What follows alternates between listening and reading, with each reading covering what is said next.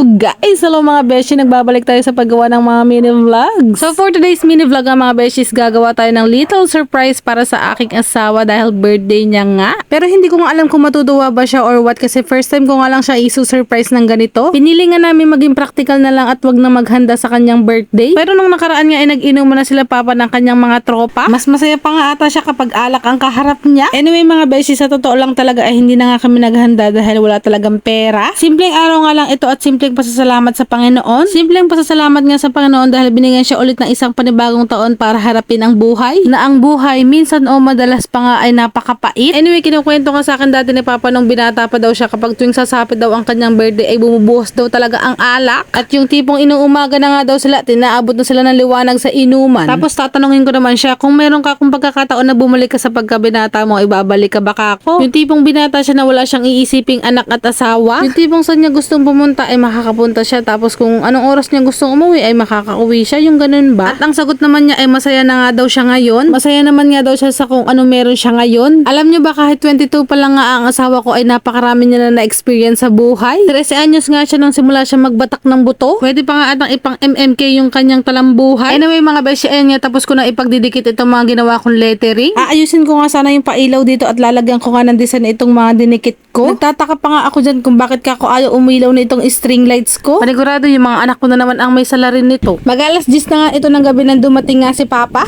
May patago-tago pa nga ako nalalaman, nakala mo naman hindi talaga ako makikita. Hindi ko nga alam kung matutuwa ba ako madidisappoint sa expression ng mukha niya nung una niya makita yung surprise ko. Siguro nga sa kakapanood ko ng K-drama, iba ang ina-expect kong magiging reaction niya. Or siguro dahil dala na nga lang din ang pagod niya sa pagbabasketball. Tapos ayun nga, lumapit naman siya sa akin at hinalikan na lang niya ako. Sadyang may mga tao lang talaga siguro na hindi masyadong showy sa kanilang mga nararamdaman. At napabilang pa nga ang asawa ko doon. Pagkatapos nga i-kiss ni Papa, gumawa muna kami ng baby. Huy, hindi ganon. Anyway, ito nga si Papa magkasundo kami pagdating sa Katakawan. Minsan nga sa gabi ay kakain muna to bago matulog. Kaya sobrang laki talaga ng itinaba namin nung naging kami nga mga beshi. Nung bago-bago pa nga lang kami ni Papa ay maganda talaga ang katawan ni Papa. Hindi naman sa pumangit yung katawan niya ngayon, pero medyo nagkaroon nga lang siya ng taba. Yung katawan niya nga dati ay mamasil-masil at may mga abs pa. Papa, yummy ka talaga beshi. Ba't ganun naging salita? Uy, arte. Well, anyway, dahil favorite nga namin parehas ang pansit canton, ayan nga, bumili siya ng pansit canton na 3 peraso, tapos naglagay siya ng itlog. Ako pala yung nagluto at ako rin pala yung naglagay. Syempre, birthday niya, alangan naman siya papaglutuin ko. Busy nga ako sa paghalo, abay sumisilip pa pala sa camera at nagpapakyut. At ako naman habang hinahalo nga tong pansit canton, abay feeling ko nga naglalaway na ako. Kayo rin ba? Minsan nga napapaisip ako na kahit ganito lang yung buhay namin ay mahalaga, kontento ka. Kontento ka sa kung anong meron kayo. Meron kang bahay na natitiran at meron kang pagkain na nakakain. Hindi man nga kami perpekto parehas at hindi man perpekto ang aming relasyon. Alam naman natin na sa buhay mag-asawa ay meron talagang hindi pinagkakasundoan at hindi pinagkakaintindihan. Ganun pa man, kayong dalawa dapat ang magkakasundo. Kung pipiliin nyo pa rin ang isa't isa, ewan ko ba kung ano na pinagsasabi ko sa vlog na to. Ang masasabi ko lang, habang nagvo-voice over ako, parang gusto ko rin kumain ulit ng pansit canton. Kayo rin ba mga beshi ginutom? Tara, kain tayo. Alam ko panigurado napapansin nyo yung kalat dun sa ilalim ng papag. O siya, hanggang dito na lang nga muna mga beshi. Maraming salamat sa panonood at pag-suporta. God bless us all. Mwah, mwah.